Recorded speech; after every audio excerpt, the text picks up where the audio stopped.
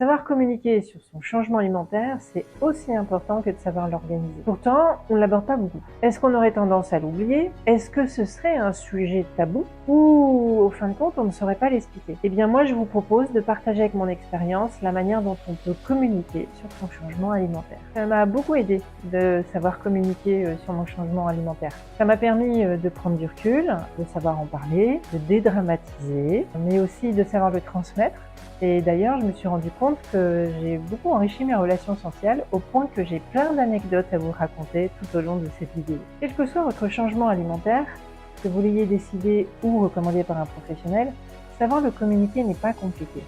Il suffit de suivre quelques clés que je vais vous présenter dans cette vidéo. Bonjour, je suis Caroline Valland. Je suis la créatrice de la chaîne YouTube Le Bonheur de Manger. Bienvenue! Il y a 10 ans, quand je suis sortie de mon premier rendez-vous avec celui que j'aime appeler mon Dr House, j'étais entre l'enthousiasme de enfin trouver ma solution de santé qui me permettrait d'être en bonne santé et l'angoisse de devoir vivre ce changement alimentaire qui était assez contraignant. En rentrant à la maison, face à mon placard et mon frigo, je devais tout réorganiser. D'ailleurs, j'en parlerai dans une prochaine vidéo. Mais quand j'ai dû répondre à une invitation à manger chez des amis, j'étais en panique. Comment j'allais leur expliquer ma nouvelle façon de manger? Avec le changement alimentaire, on a tendance à culpabiliser, se sentir jugé. Le regard des autres peut nous mettre en grande difficulté. Et pourtant, ils ne nous jugent pas. Face au changement, je soupçonne qu'on se freine soi-même. On a peur que les autres ne nous comprennent pas. On a certainement peur de ne pas être conforme à quelque chose. En alimentation, je ne suis pas du tout convaincue de ça. Chacun a ses goûts. Même si on a des tendances alimentaires communes, je crois sincèrement que nous sommes uniques dans notre alimentation. Prenez 10 personnes de votre entourage pour organiser un dîner. Vous pouvez être sûr que tout le monde ne mange pas la même chose, ne serait-ce qu'aimer les mêmes choses. Au final, c'est un peu banal de trouver quelqu'un qui ne mange pas comme vous, non?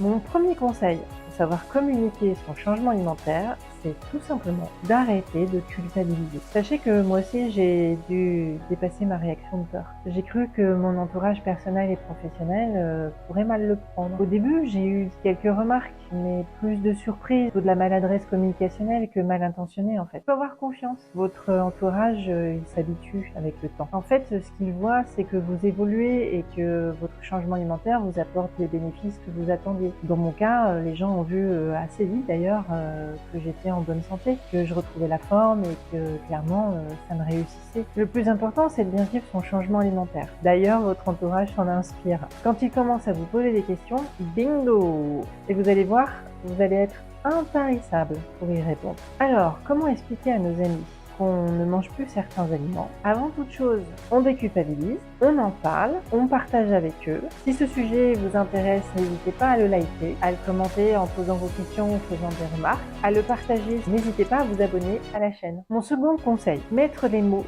sur les mots. Les raisons sont multiples. Pour des raisons de santé comme pour moi, pour des raisons de bien-être, vous souhaitez réduire le sucre, vous voulez être plus en forme au quotidien, vous êtes en train de passer la période de ménopause pour les femmes, vous venez d'arrêter de fumer, autant de raisons qui pourraient faire que vous faites un choix personnel d'être mieux dans votre quotidien. Mais aussi il y a des raisons pour des convictions, vous êtes désormais végétarien ou végétalien, et puis il y a la pratique religieuse qui fait qu'on a des modes d'alimentation différents en fonction des pays. Dans ce dernier cas, on n'est pas confronté forcément au changement alimentaire bien sûr, puisqu'en fait on est dans une famille qui a des valeurs religieuses et la pratique alimentaire est associée. C'est plutôt pour des personnes qui font un choix dans leur vie de changer de religion et qui vont donc devoir faire un changement alimentaire que ce sujet peut les intéresser. Mettre les mots sur les mots ou les choix, c'est savoir expliquer pourquoi on change d'alimentation. Et j'insiste sur ce point, c'est très important. Depuis 10 ans, je croise le chemin de nombreuses personnes qui me parlent de leur changement alimentaire. J'aime raconter une anecdote qui ne m'appartient pas. Elle est tellement drôle que je trouve que c'est un bel exemple de communication positive. Manger un des 14 aliments qui provoquent une allergie immédiate est problématique. On peut enclencher un œdème de coin et s'étouffer. Une simple cacahuète quand vous êtes allergique aux arachides peut vous flinguer une soirée. Lorraine aimait raconter son histoire. Mon petit copain m'a tué. Elle expliquait avec son humour décalé qu'un soir, en l'embrassant, elle a fini à l'hôpital. Il avait mangé des cacahuètes avant de l'enlacer. et le peu de dépôt sur ses lèvres avait suffi pour la faire gonfler. Moralité, demandez toujours à votre petite amie si elle n'est pas allergique aux arachides. Peu importe la raison pour laquelle vous changez d'alimentation, le plus important c'est d'expliquer pourquoi à votre entourage. Et si en plus vous rajoutez un peu de légèreté et de l'humour, c'est encore mieux. Croyez-moi, si vous incarnez votre sujet, vous susciterez l'intérêt. Mon troisième conseil, parler de son changement alimentaire permet de se l'approprier. Savoir expliquer pourquoi on le fait et s'exercer à en parler, en fait, ça nous aide à mieux l'accepter. Comme je vous l'ai dit, j'ai de nombreuses personnes qui me parlent de leur changement d'alimentation. Certaines m'avouent ne pas avoir le courage de le suivre, malgré le diagnostic médical et un accompagnement du médecin. Pourtant, ils savent très bien à quel point ils peuvent être malades. Quoique, quelque part, ils n'ont pas envie que cela fasse partie de leur langage, de leur mode de vie quotidien. Ils restent avec l'espoir que l'intestin gérera seul. Refuser d'en parler régulièrement, de quelque part de se confronter aux autres, est une manière en fait de repousser le changement. Le temps passant, le sujet est enfoui, il n'est pas en pleine conscience et malheureusement,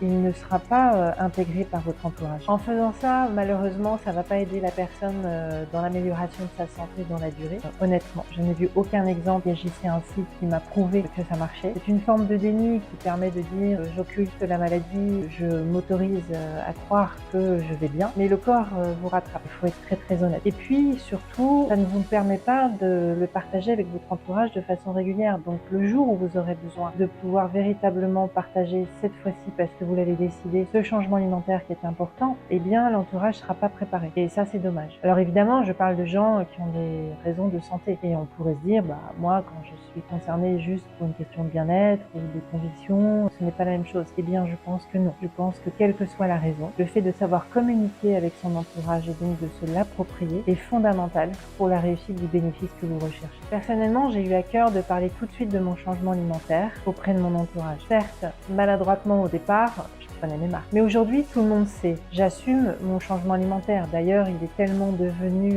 banal, normal pour tout le monde et pour moi-même d'ailleurs, qu'au final, ça correspond à mon fonctionnement et il n'y a plus de questions qui se posent réellement. Même si j'évolue pour que régulièrement, je puisse continuer à être en bonne santé, malgré le vieillissement, malgré les contextes qui peuvent nous perturber. C'est devenu une habitude. Ils savent que Caroline mange d'une certaine manière, pas comme eux, mais au final, entre-temps, ils s'y sont intéressés. D'ailleurs, c'est drôle aujourd'hui quand je rencontre de nouvelles personnes qui savent que j'ai des contraintes alimentaires, parce qu'elles sont quand même réelles, et bien, en fait, leur remarque, c'est de dire, mais en fin de compte, tu manges de tout. Et puis, malgré tes contraintes, on peut aller avec toi au restaurant, il suffit de savoir comment poser des questions. Et je leur dis, oui.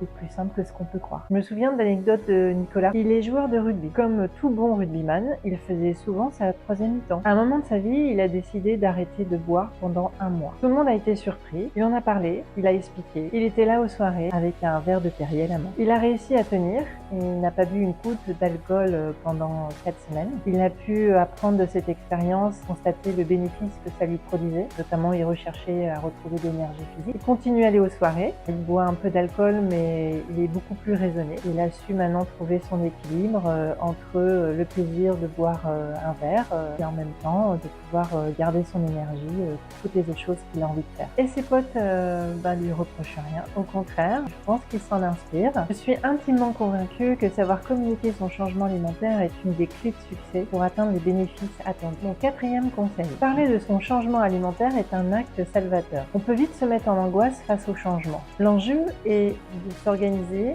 de démarrer et de durer. La manière dont on va organiser son changement demande de la persévérance. On doit se réapproprier le temps. Dans mon cas, je suis passée d'une cuisine 80% industrielle à pratiquement 100% cuisinée. Je vous garantis que j'étais enthousiaste. Mais sur le moment, on s'interroge. Face à l'effort, on peut sérieusement douter. Le fait d'en parler régulièrement aide à dédramatiser et à assumer. Parler de son Graal à l'autre oblige à agir. On ne peut plus reculer. Je dis ce que je fais, je suis ce que je fais. Question de cohérence. Il ne faut surtout pas rester isolé. Le fait de mettre au courant votre entourage et de partager votre expérience va vous rassurer. Attirer leur curiosité est la meilleure des choses. Répondre à leurs questions vous permet d'être celui qui transmet. Après avoir été l'apprenti, vous devenez le maître de votre changement alimentaire. Vous êtes le Jedi de votre santé. Il est aussi important de partager avec des personnes qui ont vécu le changement alimentaire. Rien de mieux que de bénéficier de leur courbe d'expérience. Aller dans des groupes de discussion, suivre des vidéos comme celle-ci. Mon 5e deuxième conseil est plutôt un rappel. Comme tout bon français, on aime manger. En parler est naturel. Mes amis américains sont toujours impressionnés par cette habitude française. Ils trouvent qu'on parle tout le temps de cuisine à table. Ça c'est bon. Comment tu trouves? Cet ingrédient, je le connaissais pas. Tiens, comment ça se cuisine? Oh, je le ferai bien chez moi. Moi, je le prépare plutôt comme ça. Pourquoi changer cette habitude? Avoir un nouveau mode d'alimentation, c'est l'occasion de parler cuisine. Je conseille de parler librement de sa manière de manger. Il ne s'agit pas de s'étaler sur le sujet, mais il s'agit de préciser qu'on mange tel aliment ou plutôt qu'on ne mange pas. En général, les gens acquiescent. Parfois, ils posent des questions. Chacun est unique dans sa façon de manger. Au-delà de raisons de santé, de bien-être, etc., il y a toujours quelqu'un qui vous dit qu'il aime ou qu'il n'aime pas cela. Retenez ce principe. N'ayez pas peur de communiquer votre changement alimentaire. Cela fait partie de vous désormais. Il faut savoir banaliser son changement alimentaire. Dans mon cas, il peut impressionner car il y a beaucoup d'aliments à retirer. Le sujet de l'alimentation, de son alimentation, n'est pas tabou, ni inintéressant. Il est un sujet autour duquel beaucoup se questionnent. Qui peut dire que l'alimentation n'a pas d'impact sur le corps? Savoir parler de son changement alimentaire, c'est partager son bonheur de manger. Si vous voulez savoir pourquoi j'ai changé d'alimentation, il y a une deuxième vidéo qui est ma conférence télé. Portez-vous bien, à bientôt pour une prochaine vidéo.